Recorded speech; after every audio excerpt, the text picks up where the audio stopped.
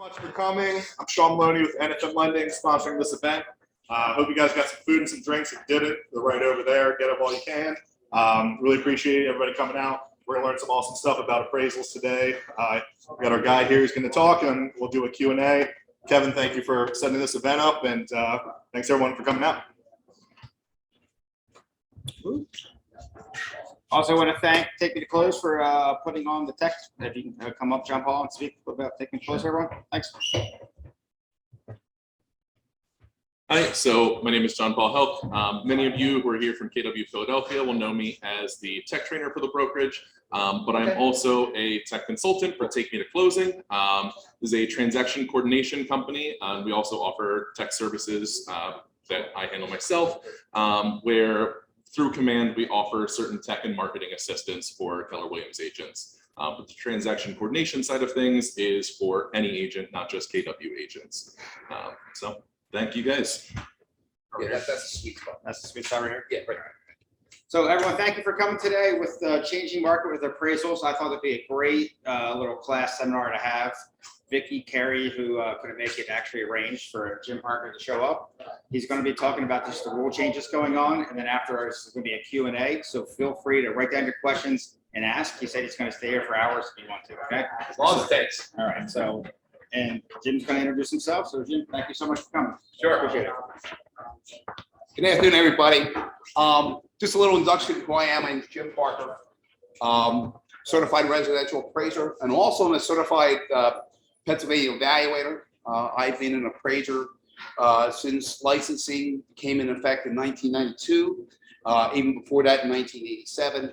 So I appraise residential real estate, also commercial real estate. As I said, for the city of Philadelphia, I'm an assessor in charge of the commercial portfolios. I basically value casinos and Comcast towers, things like that, and also funeral homes. But I also do a lot of residential, consulting for companies on a national basis. I seem to get assignments for properties that are kind of tough, not kind of out of the ordinary. So that's kind of where my specialties are here. And I'm here to talk to you today about ANSI Z765 2021. And ANSI is the American National Organized, I always forget how they do. American National Scientific Science. Geez, you'll have to call me. For some reason, I just forgot what that was. But it was the American National Scientific Institute. And what they do is that they not only just for what we're doing to talk today about real estate, they have all standards that they do for measurements, for all sorts of different products and different types of services, whatever. So, and we're going to talk about what's the impact on real estate professionals.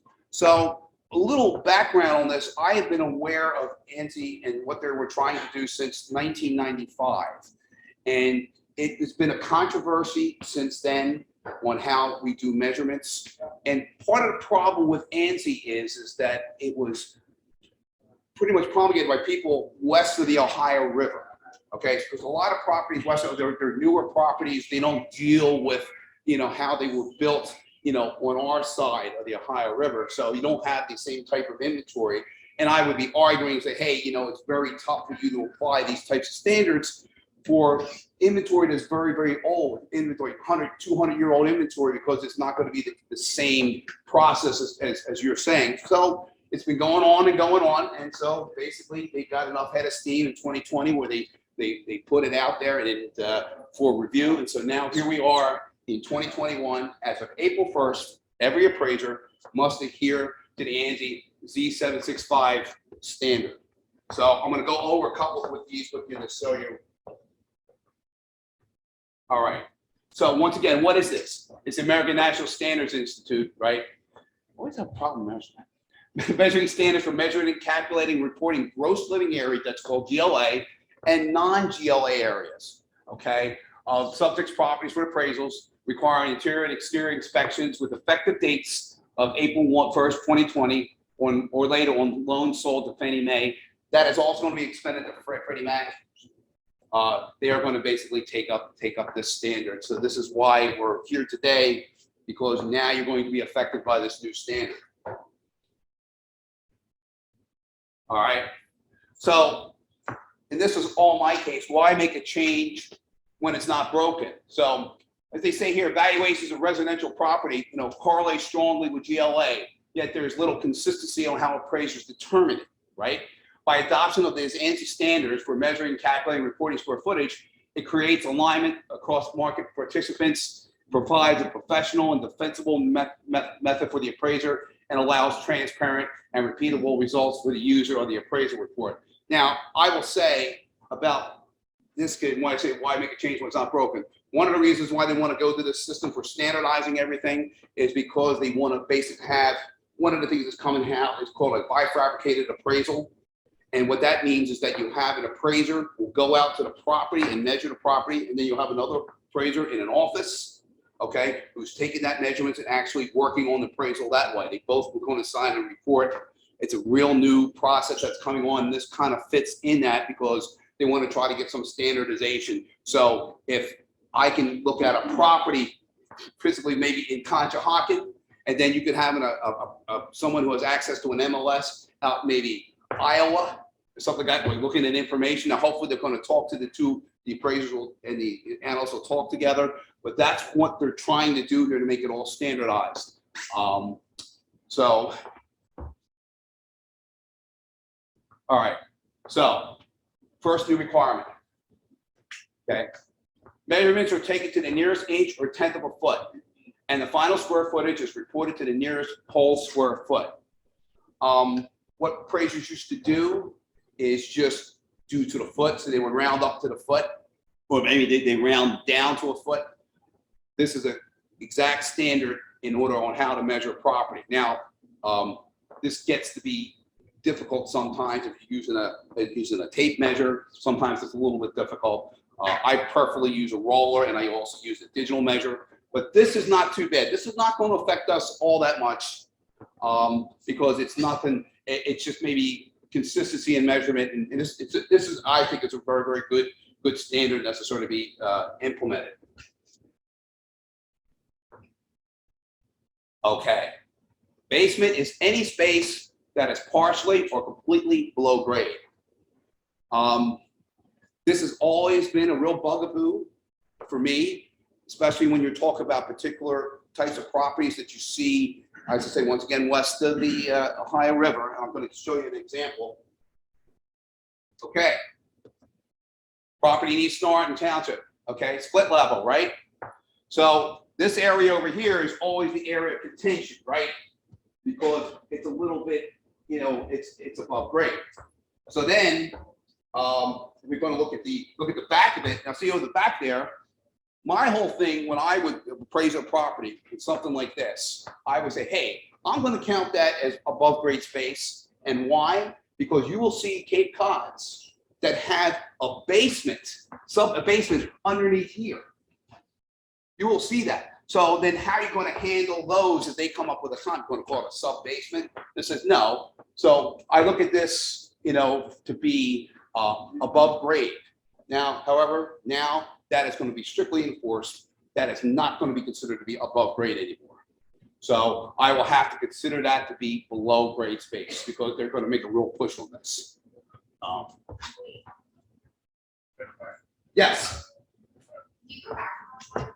Yes. So are you talking about like the brick part or I'm talking right here, between here and here, right? And then you look into the back over here, the here and the there. that would be considered? That's my way, and this is kind of local custom, I would consider that is that I can walk into the front, I can walk into that garage, I can walk right out the back, and both areas are above grade, so I would be considering that to be above grade space. Now there's some people maybe didn't, but now there's no leeway on this. That has to be considered to be below grade space, right? So okay, that's not all that bad, unless you treat everything the same way.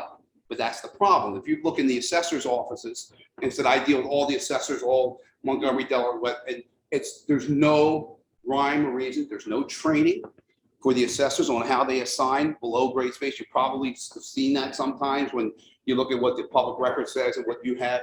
And that's the real problem you're going to have going forward with this, is because the assessors are really going to be behind the curve on this. Okay, so you're going to have a lot of issues about that. So that, yes. Like a bi-level. Yeah. Right, the bi-level is the same thing, because you see, there are some bi-levels, believe it or not, okay, that you have, it's not below low grade. I mean, everything's at grade. I mean, not so much here in Jersey, there's a lot of those that are just at grade. And, you know, but the same thing with the bi-level, if all the bi-levels that you're using as comparable sales are set up the same way, you have a little bit below grade, it doesn't really matter how you do it as long as you treat everything consistently. And that's what we have done in the past. You know, if I'm doing an appraisal on a property, I'll do it in the past. Now, I will tell you, if I ran into a bi-level that was, you know, completely above grade that way, I would probably give that a little bit more value. Okay. So, and that's kind of like a, you know, I call appraisal basic. It's a science and an art. Okay. The art form comes into making the decisions of, well, how would a buyer look at this type of thing? You know, would a buyer pay more for this? And probably in most cases they do, because it's a little more light into the windows. You get a little more light. So I think that would be the case. Yeah. Sorry. No, go ahead. So, nothing there is below grade. Wow. Yes. Well, yes, it is. Hey, see that, and that's see this thing here, right there, right here, right there, because you have the grade. Below grade the entire portion of that? Yes. Yes. And that. What's that? Hey, not a bad idea. But that's the problem. That's the problem. See, when these things are looked at, when I do an appraisal, someone will review an appraisal for me out in maybe California, right? And they'll see something like, oh, well, that's below grade. You shouldn't count that. And that's what's happening. So that's why we're going to have to treat that all as below grade now. You know, there's like, yes. Is there going to be an adjustment period from switching it, or if you're just going to fly? It just dropped. Well, I'm going to talk about that. I'll talk about some other things too, and how we can fight. You know, I hate to fight how you can appeal this, right?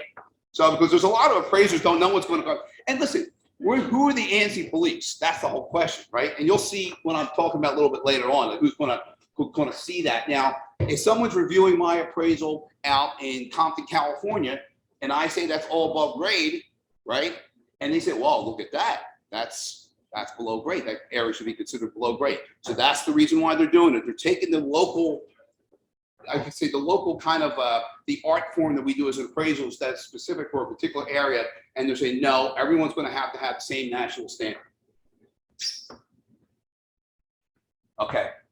So the GLA calculation does not include openings to the floor below, for example, two-story floors. Okay. I'm going to say something else that doesn't include.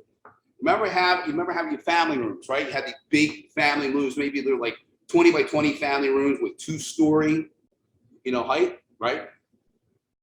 What I used to do is that if I had a height, not slope like this, but solid like this, what I would do is I would count it. I would think imaginary floor, put on top, and count that in the square footage. Because the reason why you do that is because if you got to build this thing, you got to build it that high.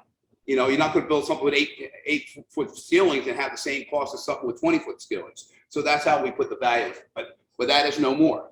So what they're going to do is, so here's a floor plan for you, right? So you see the area in red, right? You see how that's all kind of all out. Everything's pretty much had it before. You know, anything it has, like the top section here, which is this open the living below. The appraiser's has to take that out now. And that comes to a big consequence when you look at these two-story family, you know, floors. If you have a 20 by 20 room, okay, which I would have said counted 800 square feet towards the whole square foot. Now I can only count it as 400.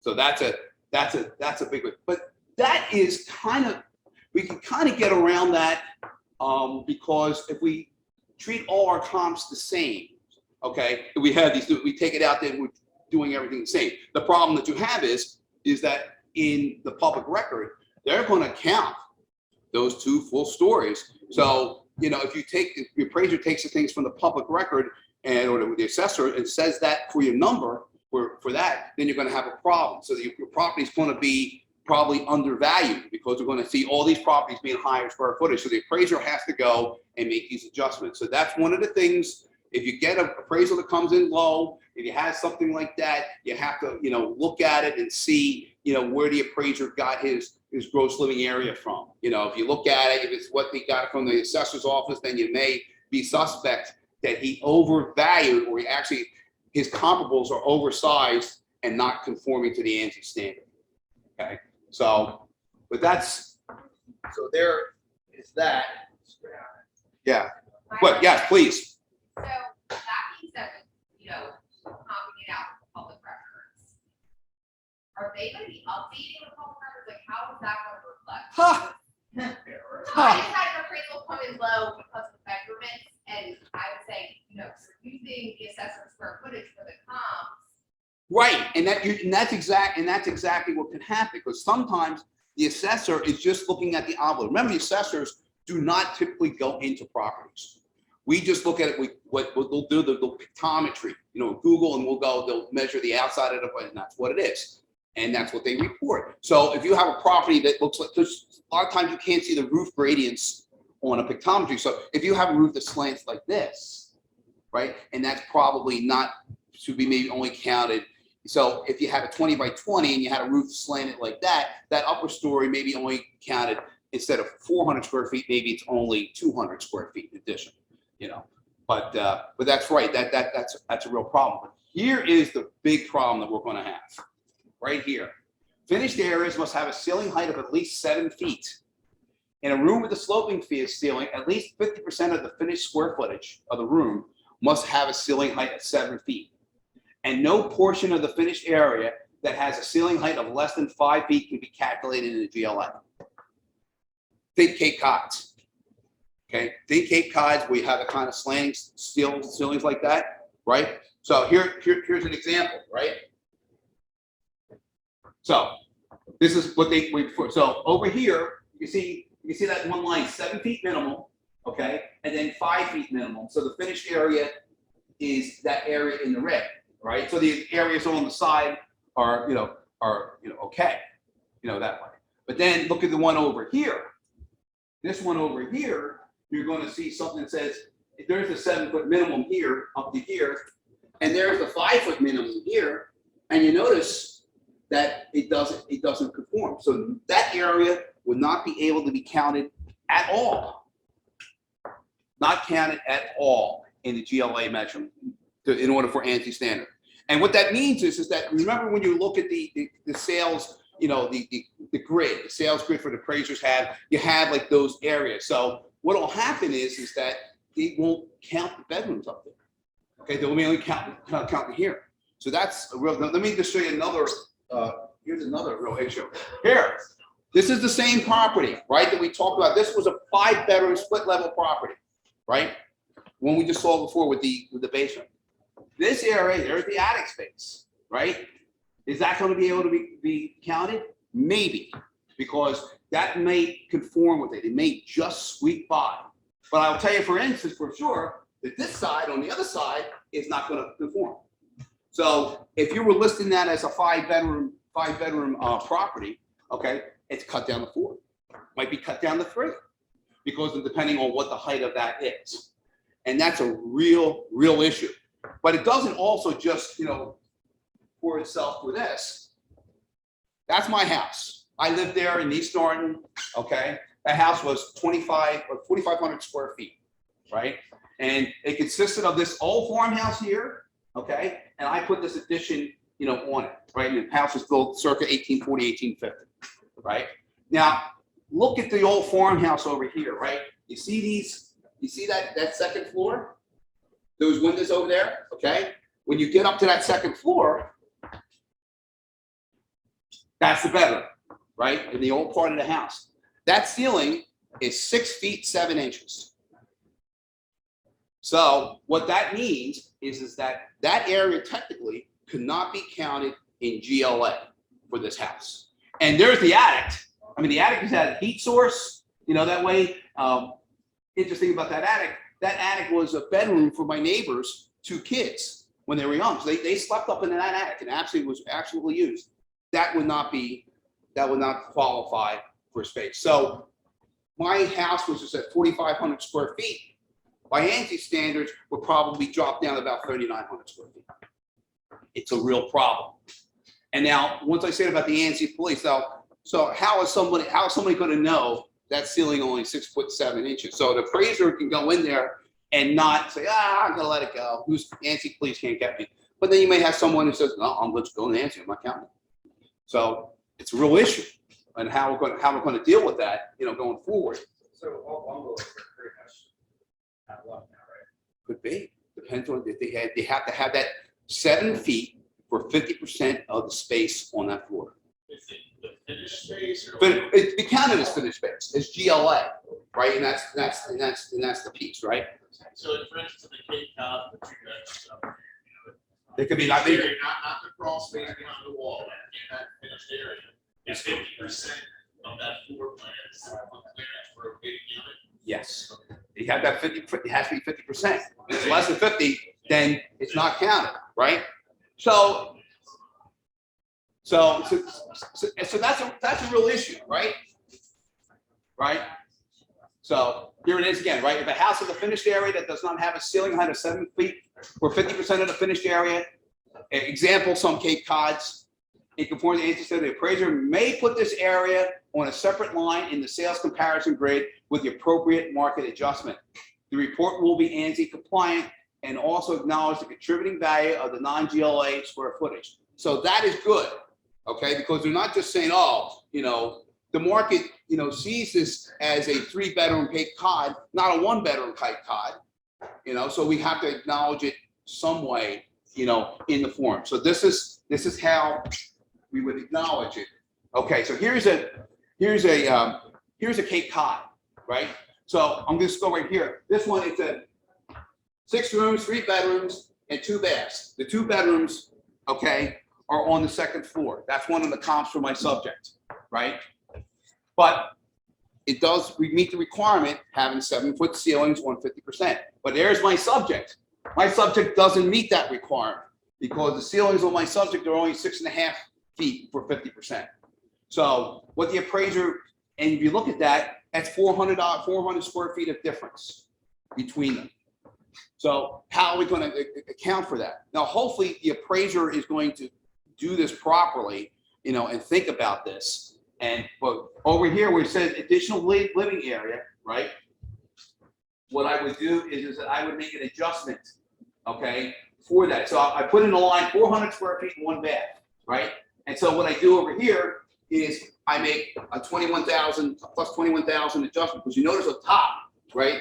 There's 20,000 taken off for the square footage, okay? But then you notice on here, I haven't added back 21,000, right? But still, the value, as indicated by that comparable sale of the subject, is not 400,000. It's 396,000, because the appraiser is going to have to make a distinction between the area that conforms with ANSI standards and the area that doesn't conform with ANSI standards. So in this case, yes. How does the appraiser know the height of the ceilings in the comparable? Great question. Great question. There you go. There's a whole can of worms, because they don't know. Now the question, I'll tell you how I would know. He says, I would go and I'd be calling you up. And I said, what's your name again? I'm Patsy. Patsy, that property that you just sold on that Cape Cod, you had the 2nd floor with the ceilings on that 2nd floor set like about 7 feet, good size ceilings like that way. Listen, you probably didn't go in and measure it, but you maybe could say that. So that's how I would get it. I get the knowledge of it. I can also tell from the outside sometimes, depending on what the roof pitch is. You can kind of tell, how much space that you can guesstimate as the appraiser. But this is yes. But for me, the adjustments and everything, is there a standard for that, or is that up to the appraiser? Well, guess what? Just throw a penny up in the air and just watch how it drops, because this is right. So this is a whole new area okay, that the appraiser's got to look at. I think in this one, I think I did $35. I took a $5 difference, right? You know, so and that's just a judgment call. Did I go out to the market and do this adjustment like a pair sale analysis? Hell no. I don't know what that is, but I'm going to make it an acknowledgement that adjustment has to be made. You know, and that's, see, before you didn't have to think about that. You know, because on every report that I put in, I have to say this has basically been measured by ANSI standards. And so when I say make a certification like that, because they won't accept my report if I don't say that. And if someone comes in and it's not by ANSI standards, then I have a potential difficulty, you know, where someone could lodge a complaint against me. Yes. So you're making an adjustment for non, right? And then you're adding an adjustment bottom for square footage for. Well, what I'm doing is that I'm only including the area that's conforms in here. Right. So what I'm doing here is that I'm only saying it's 900 square feet and it only has one bathroom, right? So, and that's how I have to put it into the grade. But you're adding space back for the space, right? Right, so on the bottom, yes, I'm adding the 400 square feet back. What we're gonna have to do is fight appraisers, right? And you're putting this at 40 per square foot. How do we come up with that number? So when someone comes back with 20 square foot, how? Well, that's the question. That's the wild, wild west right now. We can save your number of share. What's that? We can save your number of share. Yeah. Well, you know, it's derived from the market. I mean, so if the difference is $40 a square foot, that's what I base it on. I just base it on a multiple of 10 here, right? So it's 400,000. I'm adjusting $40 a square foot. That if you don't do a real paired sales analysis, most appraisers will do, you know, something like that. But in this particular case, I just said $5 a square foot. I could say $2 a square foot, $3 a square foot. But I just made the thing here with $5 a square foot. What's your recommendations? I know we're gonna have issues. We're not gonna hear about it. So how can we come up with that? Well, I would probably be looking for anywhere between, if I would say the market, say 5%, you know, if you're making 5 times 4, well, I just was using basically $5 a square foot. So if you look at what that is, 5% of 40 would be, what's that? Was it 2? And then 10% is 4. You know, so maybe think about a 5 to 10% reduction in the square footage just for that floor. But the bathrooms, you notice here, the bathrooms I keep the same because this is where this worked out to be, right? It was 16,000, okay, but the bath stayed the same because the utility of the bath, as far as I'm concerned, is not going to be affected by what floor it's on, you know, and whether it meets a 7-foot standard. And that's my call. I am not taking 5% off that bathroom because it's up there. So I'm just taking up, you know, for what it was. And probably, you know, the bathroom might even fit, you know, that 7-foot ceiling height, but that's usually the way it is. So when you have something like that. So, yes. Just for that bathroom, what you could, if you want.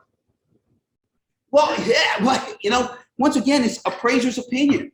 But if you have an opinion, if you make an opinion about something and you come up and you ask me about that, you challenge me on that, I better be able to prove to you how I came up with that. And if I just say it's my opinion, then what says my opinion? I had another appraiser says you're taking 5%, another appraiser is taking 2%. You know, so this is real wild, wild west. This is, no one knows exactly how the appraisers are going to react in this market yet. But I'm just saying on how I would react, how I would advise appraisers that I teach about this, is how to react to it. Because the way you do it is that if you get those sales, if you get all the sales that sold with 7-foot and under ceilings and look at their sale prices and then look at these sale prices, you could probably come up with an adjustment. Because the market does react to it. It does, but how much it reacts, you know, you just don't know. It's like throwing a dart at a board. 2%, 4%. Don't know right now. Okay. All right. So what if comparable sales are measured differently? Here's our whole crux of the problem. GLA properties, local MLS systems may not be, and assessor's records may not be anti-compliant. I will tell you that they are not. Okay. The appraiser may not know what method an MLS listing or assessor used to calculate the GLA. Through research and their knowledge of the local market, appraisers determined that the GLA provided through alternative sources should be adjusted. The adjustment process does not change the requirement to report subject GLA to the ANSI standard. So I can't go back and say, well, everybody's adjusting this, you know, non-ANSI, so I'm going to do mine, you know, non-ANSI. No can do. We're locked into this, which means it's going to be a lot more work on the appraiser. There should be a lot more work on that appraiser when he's doing his sales, especially for, properties like this. And even for properties, for, your traditional, colonial, like, 3,000, 3,500 square foot colonial with that 2-story floor. So just be on the lookout. If you see these kinds of things happening where you're getting a little bit hit on value, check that GLA first thing to see what he's done. He should make some kind. And what I would do for those 20 by 20, the 2 stories, I would make another adjustment down, as I showed you before. I would go down here, right? I would be making an adjustment for family room, 2-story family room. And what would the adjustment I make? I would tell you the truth. I would probably do the same thing as I did with the Cape Cod. I don't have a floor there. I may, if I'm adjusting it at $50 a square foot, maybe I'm adjusting it at $45 a square foot, and added that on here as an additional adjustment. But yes. So let's say it was 2 identical houses, like one closes before this changeover, the other is happening first after this changeover. The appraiser's going to assume that they're the exact same thing, right? So the value, well, I mean, if it's the exact same build, right? So let's say that third bedroom on top of the Cape Cod is now below conform standards. So you have to bring the total square footage down. Right. Then you look at the other one and say, well, that's sold for 400,000. Are you reading the value? Or just saying Well, the problem is it's a knowledge problem, right? Because you see this property, sell for that, and it sells for a price per square foot. So for ANSI standards, right? If they had that Cape, one of those rooms up there in the Cape, the actual price sold per square foot would actually go up. Because right, and that's right. It's the same exact house. right, exactly. So this has to go up in value. Right. So if both houses, the same exact house, had the same issues, you would be making adjustments to the comparable sale, okay, in order to reflect, to put everybody to an ANSI standard. And that's what the appraisers should do. And I quote, should do. Right. And that's what they should do. Right. So that's where you, as realtors, you're going to have to be kind of diligent in this, especially if you're getting, values coming in that aren't supporting your sale price. That's what you got to look at. And you can know this. You look at the appraisal. The appraisal will state that this appraisal was done to ANSI standards. Okay. You must say that. So that is another tickler for you to say, hey, ANSI standards. That means is that if he used comps and he used the GBA, GLA from the county, okay, it should not be the same, and especially if it's a lesser value. Okay. Here we go. This appraisers thought, and this is also wild west right now. Are there exemptions, and what is the process to get one? So if the appraiser is unable to adhere to ANSI standard, the appraiser will provide the code GXX001 in the additional features field on the appraisal form and explain why compliance was not possible. For example, a below-grade condominium. People familiar with Philadelphia, especially in its new builds, you'll have an entire in old builds too, but especially even in new builds, you'll have a whole condominium that's basically technically below grade, right? A whole unit below grade. So that entire space below would be eligible for exception. The appraiser must provide justification for an exception. Lenders are responsible for confirming the appraiser provide an adequate explanation. Fannie Mae will monitor for inappropriate use of exceptions, okay, i.e. using methods other than the ANSI standard for homes that have typical above grade square footage, right? So this is what this means, right? Here we go, Philadelphia, right? This is actually a 3-unit condominium, right? The first floor here, okay, goes to the basement. And you look at the basement area, right? That basement, that's definitely below grade. There's no window there either, right? And the next one, let's say that's another picture of that bathroom in this unit below grade, right? So you got part above grade and you got part below grade. So another example, right? So here's another property, okay, and kitchen is above grade. All the bedrooms, okay, are below grade. But no, you see here, this picture of this heat right here. This is actually below grade. Even though that window looks like that, It has one of those wells on it on the back of it. You know, it's really extended, so you get a lot of light here. So if you look at this building info, the above grade finished square feet is 493. Below grade is 583 square feet. So we have more space on below grade than we do above grade, right? So the total amount is 1,076. You know, it's a 2-bedroom piece. I know as far as the OPA is concerned, also property assessment in Philadelphia, they're going to look at that 176, and that's what's going to be reported. The question really is now is that Fannie Mae going to provide an exception for something like this? I would hope they would, but they may not. They may have us adhere to the same standard. Now, if this unit condominium was built entirely below grade, you know, and there are some there, they would have to give the exception because you've had 0 GLA.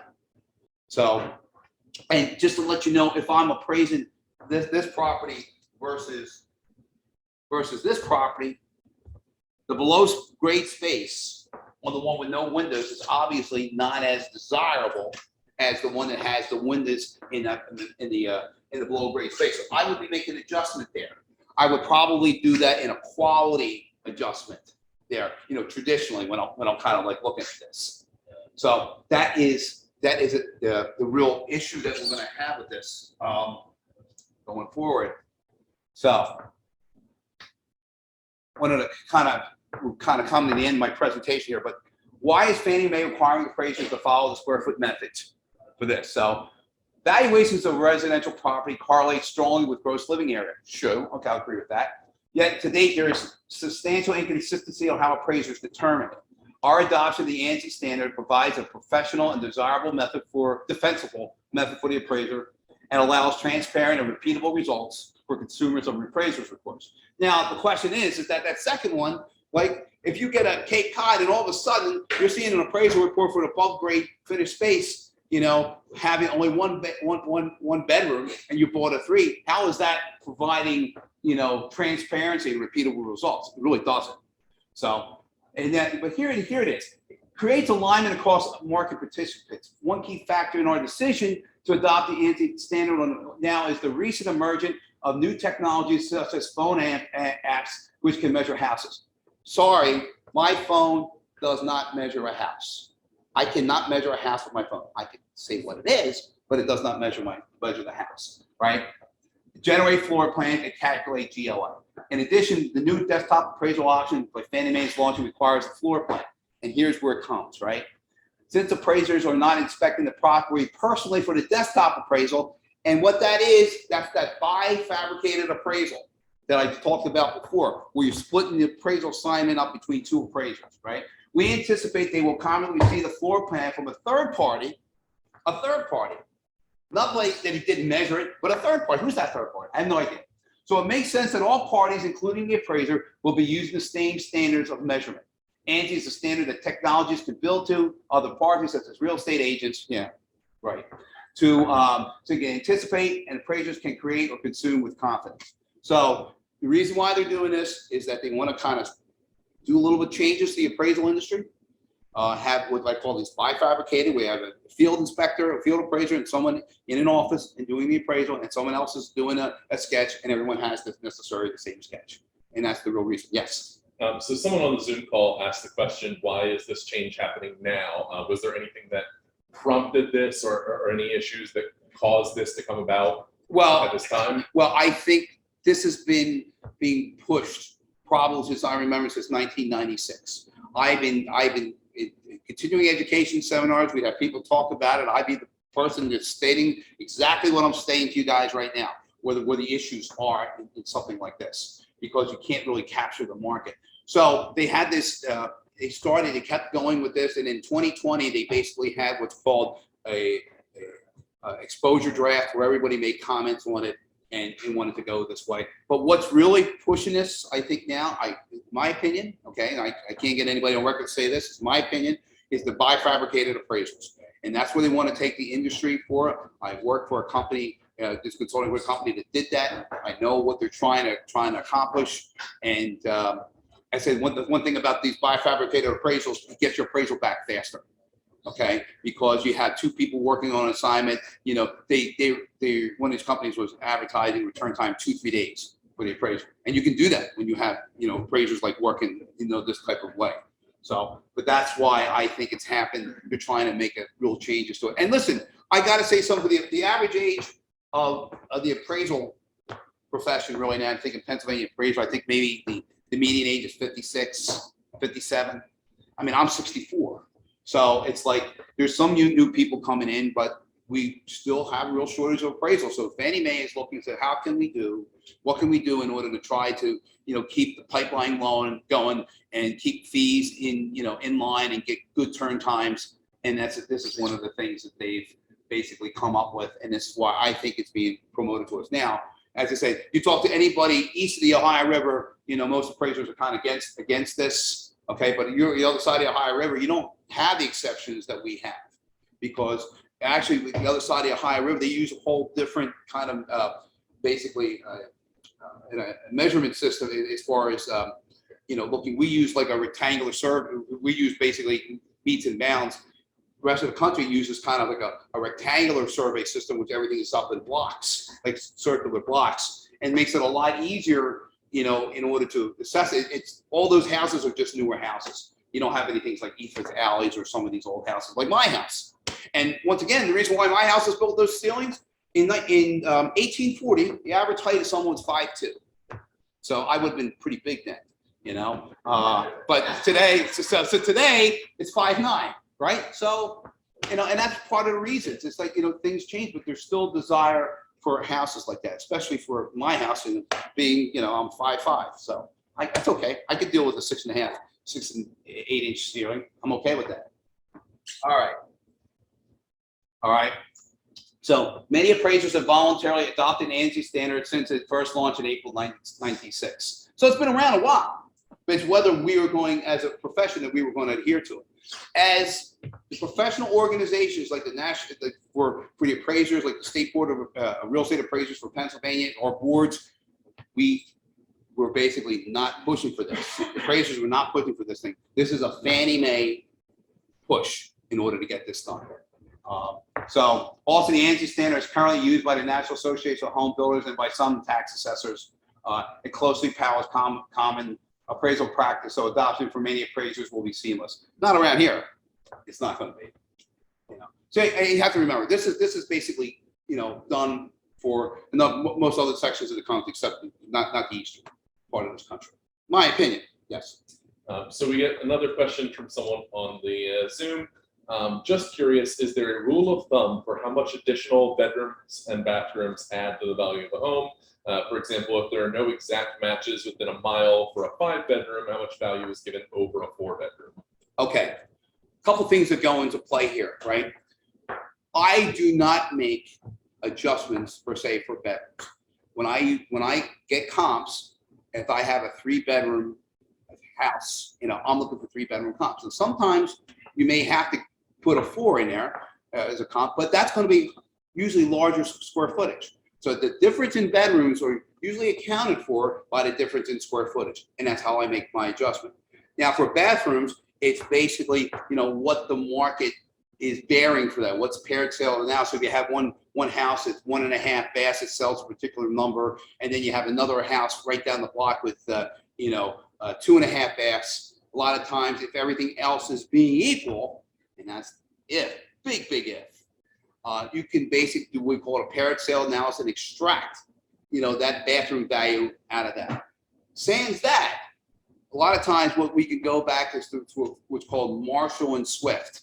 Okay, that's a cost manual, and we can see, what an actual cost of a new bathroom would cost. So, for instance, I just did it for someone in my office the other day, and when you take the new bath, how much it would cost.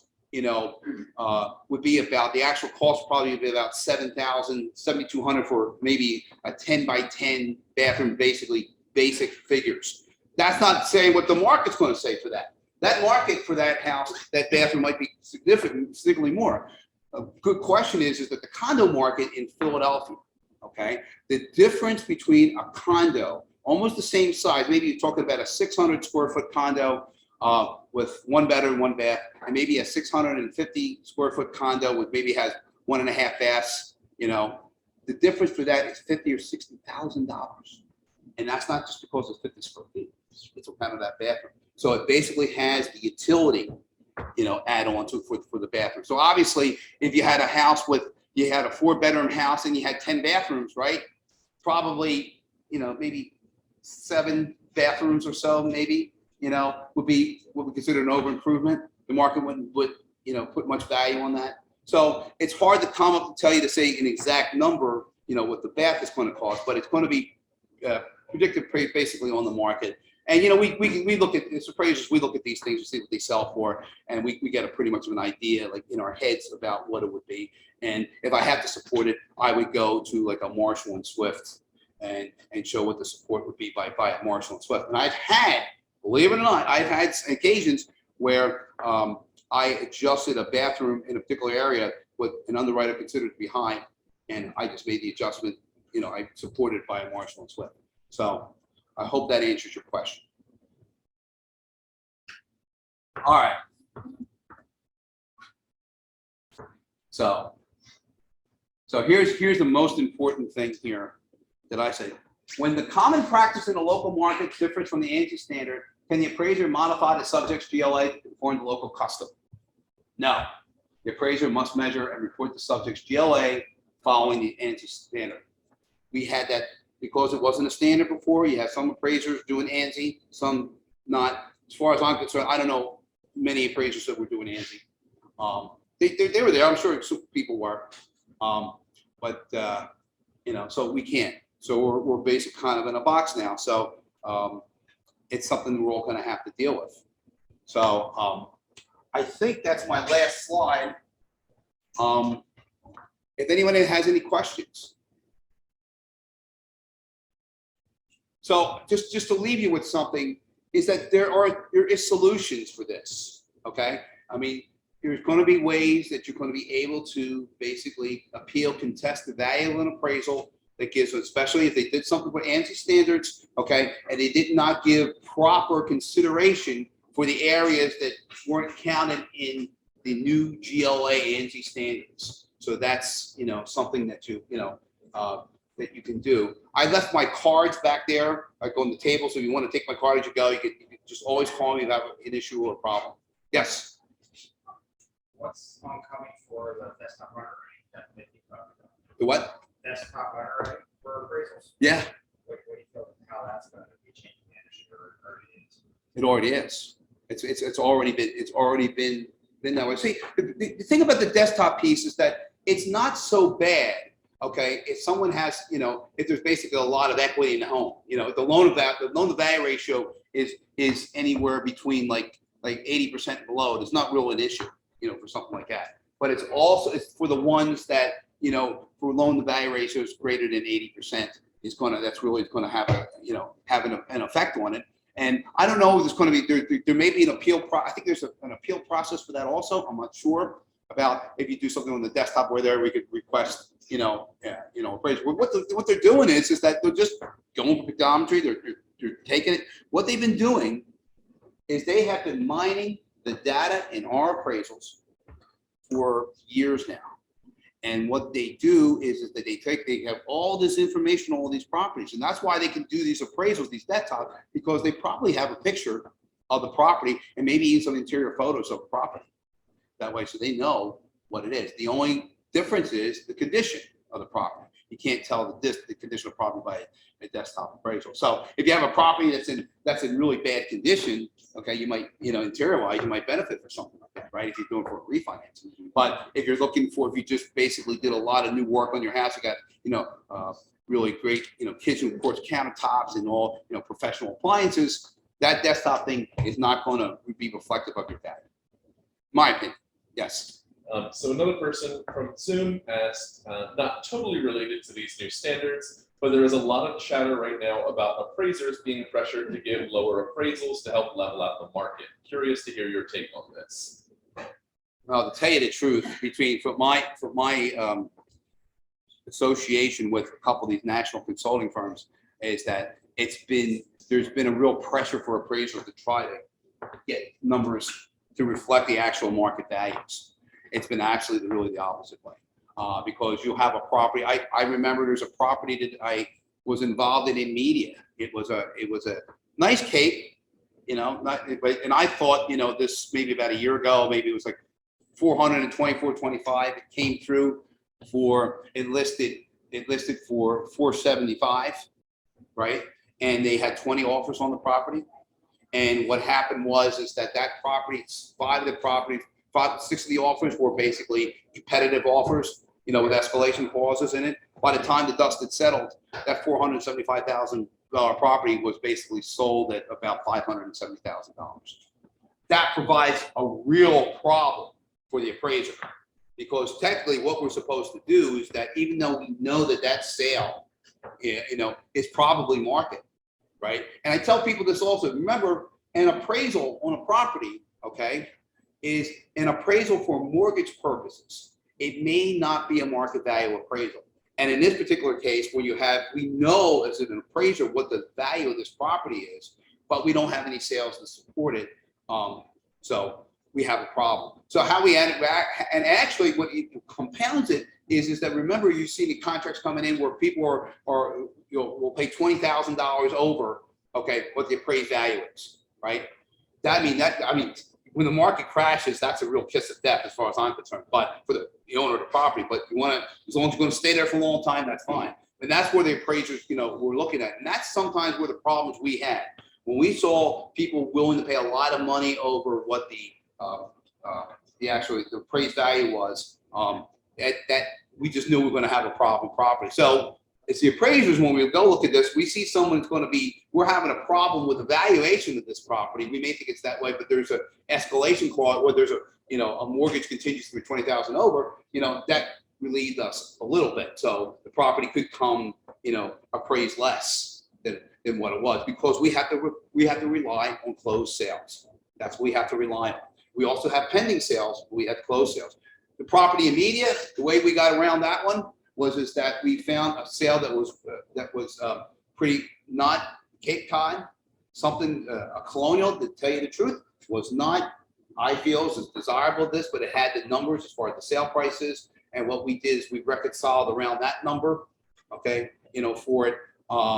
And so basically, you know, the deal closed, and you know, everybody was happy. But you know, that property should only really appraise for maybe about 500, 510 maybe, you know. And you know, as I said, they bid out for 560. They came pretty close to the appraisal. I wasn't involved in the exact valuation on that, you know, as far as, you know, who's determining the numbers, but I just know that that's what happened. But I answer the question, no, there's no pressure for appraisals to basically bring the market. As a matter of fact, I would say it was still the other ways, because even though we have management companies and things like that's concerned, you still get some of that kind of, you know, talk about it. I've had issues where people talk to me, said, well, you know, how come you're low? And I said, well, hey, it's this, you know, you find something better for me. I wouldn't let you find a comparable sale that's better for this, you know, that I can use. Give it to me. I'll use it. You know, and most appraisers, just to let you know, is that, you know, we don't know everything, and we count on realtors. I count on realtors all the time in order to get my perception of what the market is. Without you guys, I can't be a good appraiser. And I know there was some kind of talk before, you know, appraisers couldn't talk to realtors and things like that, kind of the AMCs and things like that. But as I said, if a realtor gave me some comps or something like that, you know, they knew something about what's going on in the market, I always welcome it, because I'm just gaining knowledge. So, any other questions? The same person had a follow-up where they asked, do you take similarly priced multiple offer situations into consideration when looking at value? Does that help justify the value? Absolutely. Because what I will do, and there's guidance on this from Fannie Mae and Freddie Mac, is that if you have a property that has multiple offers on this property, you know, you should list them in your appraisal report that way. Because then when you come to the reconciliation for your conclusion of value, you can point to those things. So it's funny, what I do now, what I've done in an accelerating market, a lot of times is that I used to, you know, gauge properties, like put them in order, like maybe was most similar to the subject. But now what I do is that I do sale date. What is the most recent sale date? Because the market keeps going up, and that can, when I look at a property like that, see what that is, I can, if I have to make a time adjustment, I can. Usually I have not been making the time adjustments because they're pretty difficult to make. for a specific class of property, but I'll reconcile to the value for the property that is sold most recently. And that seems to be, was an effective thing to do in this market. In a stable market, no. You wouldn't have to necessarily consider that, but that's how I give credence, okay, to these multiple offers that you get for a property, because the multiple offers are going to probably be more reflective of the sale price we're going to see about the property that we just most recently sold. And that's how I handle that. Any other questions? Yes. So, how do you know that there's multiple offers? That's something we. Yes. If an appraiser asks you for information, for like that, you say, please give it to them. Just say there's multiple offers. I can give you what the multiple offers are for the property. We want to know that because that's what's going on in the market, right? So, and I will tell you is that any appraiser who doesn't say, I don't kind of need that or whatever. You know what? Not casting aspersion, but that's not how I would appraise a property. You have to know information. That's all we do. All we do as appraisers, we report back what the market is. We just report what the market's saying. We don't make market day. The buyers and sellers make that market day. We don't. We just report it that way. So, any other questions? Any kind of questions? Yes. Probably more for you. How are you approaching the clients now? Probably, yes. One honesty. It's not gonna count. I'm pretty front forward with my clients, and blunt honest, right? So I just approach, this is what the rules changes are happening. But if you get that diagram, we're going to be sending that around to everyone with your slide, you can show them this is what appraisers are going to be doing, and this is what we're going to be watching for. Okay, so here's what you can do as agents. Okay, if you've got a funny kind of situation, okay, you can actually buy a little measurement tool, put it on the floor, see what the ceiling height is, and then you could tell your sellers, listen, I'm not an appraiser. Okay, you may have something different, but I just may warn you because the ceiling height is only 6.5 over here. We don't know how that's going to be counted. Because remember, you don't want to necessarily say that you're the professional that it's not going to be counted because whatever. But it's just saying that you might have a problem. And actually, everybody here, if you measure a property, okay, now.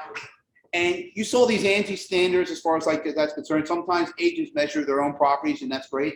A great thing to include in the MLS description was to say, if you do measure it for ANSI standards, say it's measured by ANSI standards. That'd be a great thing, because then the appraiser, I can look at that. Now, this is going to take some time to work through the system. But if I have another comp and I see, oh, that's by ANSI standards, so that's probably a good measurement. I don't have to necessarily go back and look. It's just a suggestion for the people who measure properties. I know everybody doesn't do that. I'm not saying to go out and measure properties at all, but if you do, putting that thing will certainly help us. It help everybody, help the whole market. Yes. But Good. All you want. so when you just said that if an agent measured their, property and this is being used as a comp for the one that you're appraising, and you're saying, okay, this is up to ANSI standards, how do you know that it was? Well, listen. A lot of times, me as an appraiser. Okay. I would think that if there's an agent that's going out there and taking the time, that are measuring a property and they're going to ANSI standard, why are you going to go and misrepresent that? That's the only thing that I would say. That way. But I don't know how many agents are measured. I know a few agents that do, that measure the house, especially when there seems to be a disparity between what the assessor's office has and what maybe there's an addition that's on the property the assessor didn't, look at, because sometimes they don't visit properties for years, so. But it's all on how you do your own practice. If you feel comfortable and doing measurements and things like that, then that's great. And just by means, we'll do it. But I'm not saying that you should change any of your practices. The only thing I'm saying as far as the Cape Cod is concerned, if you have that kind of concern, you have this pretty, there's little measures, things. If you're kind of an agent that goes measures rooms and things like that, if that's what you're doing in normal, how you're dealing with your clients, then it doesn't take you too much anything, just to put it down on the floor and there to see what the ceiling height is. I'm just curious why they don't have a database for these appraisals to go into? They that- do. So say like you measure it out for ANSI standard, we could go in and use that as the comp? Well, they do, but that's on a national basis. And that's where all these appraisals, desktop appraisals are going to use. And that's where they're getting all their information. They mine all the data from us and put it into this national database. Of course, yes. Another question from the Zoom. Is there a full list of the ANSI standards with room heights, legal sizes, descriptions, etc.? Matter of fact, what I gave on the PDF, they have that is pretty much the standards that the appraisers are focusing on and what they are focused on. You can just go to ANSI, that ANSI in the that file, that ANSI Z605, whatever that is, this file number here, and you can see actually what it is. You can actually just Google that and get the whole explanation exactly what it was.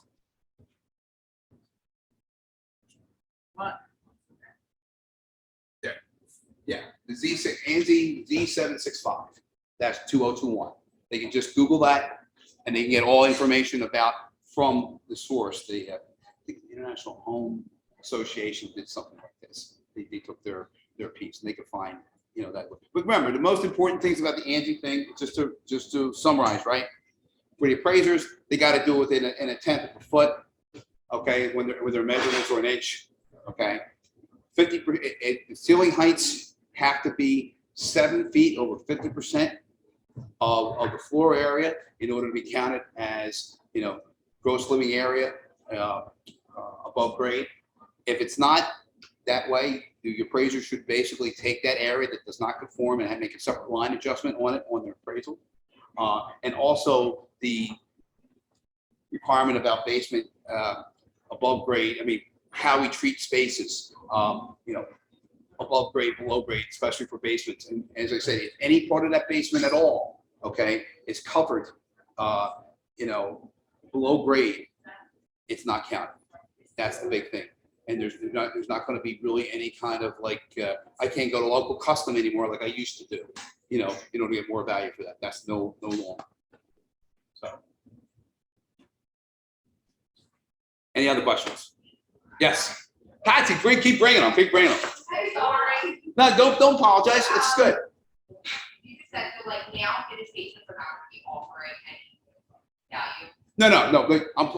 Let me It's not correct going to that. be above grade. Yeah, above grade, right. So what happens is that you have a basement, right? So you can have a finished basement, you know, below grade, and there's value there, but it's not the same value as above grade living space, right? As you notice, when some appraisers will start, you know, rules of thumb, you know, if you're looking at $50 a square foot for, you know, above grade space, they may do $25 a square foot, maybe half of the value. Once again, that's the call. You know what they do. Now, if it's a walkout, you'll give it a little bit more. And if it's a walkout with a lot of windows and things like that, you may get up pretty close to maybe about 90%, okay, of the value of that above grade space, what you use, but you're never going to get there because it's always just below grade. It's always a bit inferior. It's just how much inferior it is. And that's where, you know, it varies a lot.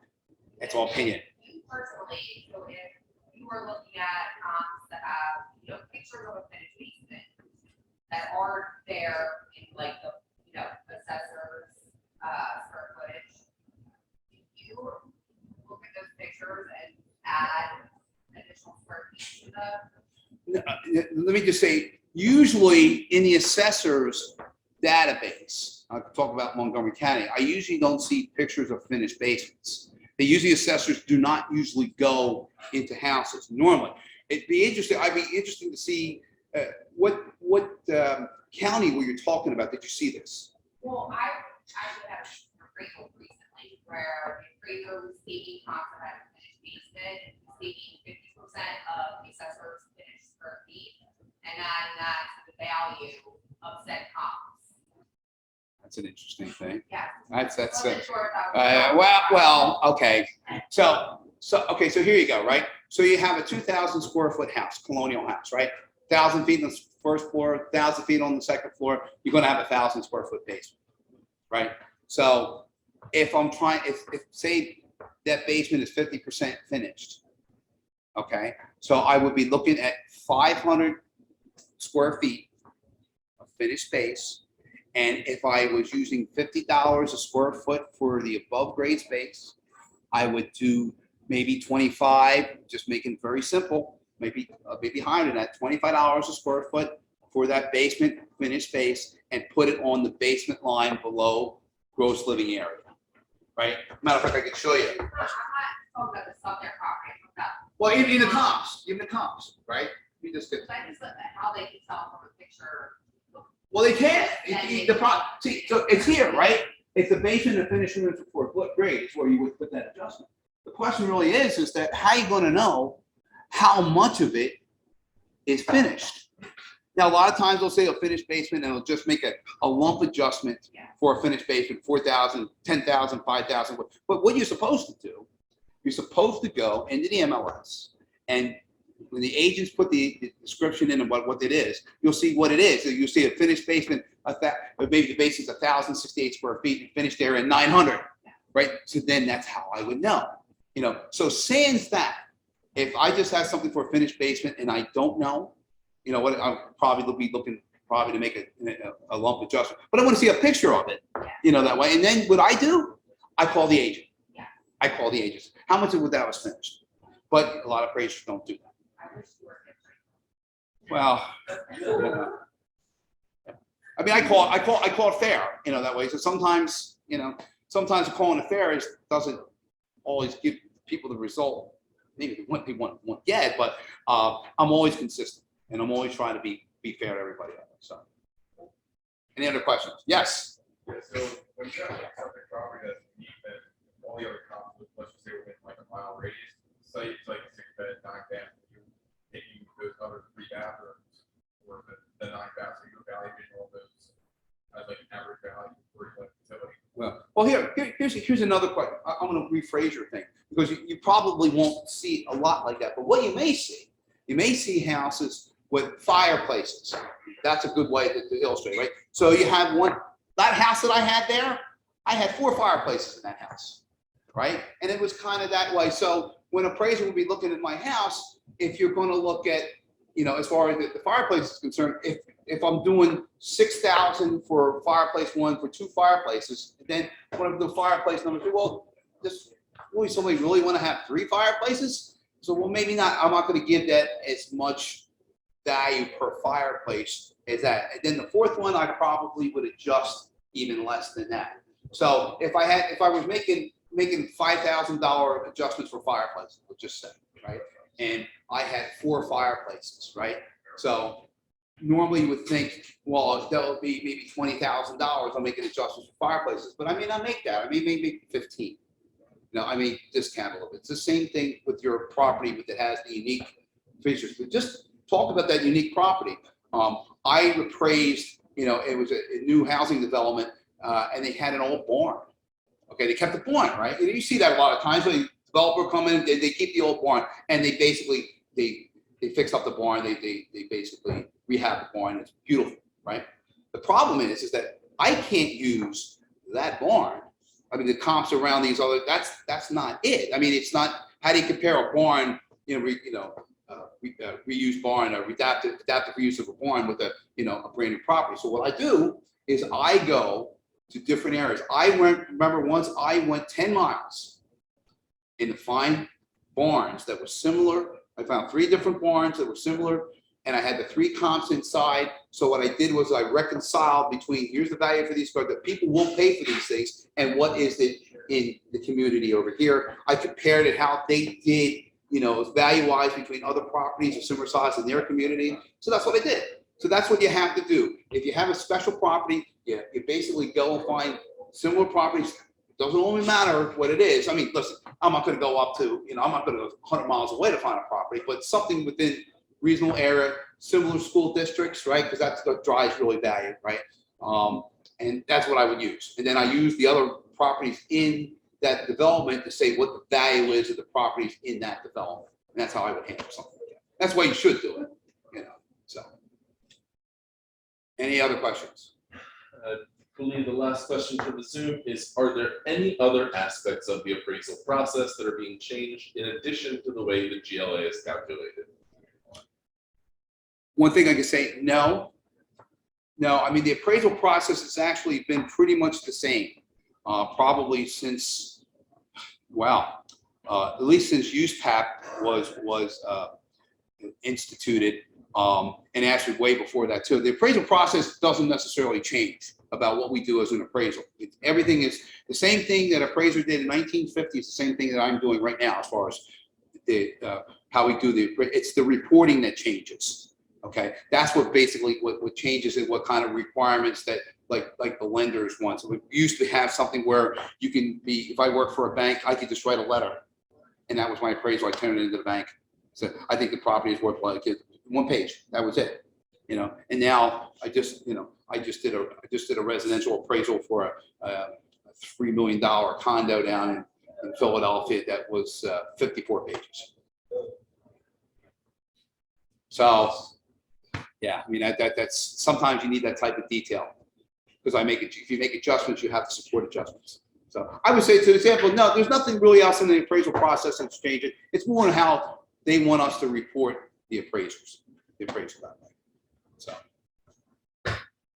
Well, this is the first time, everyone. Thanks, guys. Thanks. And listen, my cards are over there. That's last table. You just pick one up. You ever have a question, just give me a call. You mind sticking around? You may have more questions. Sure. Sure. Thank you, everyone. Thanks for coming. Sure.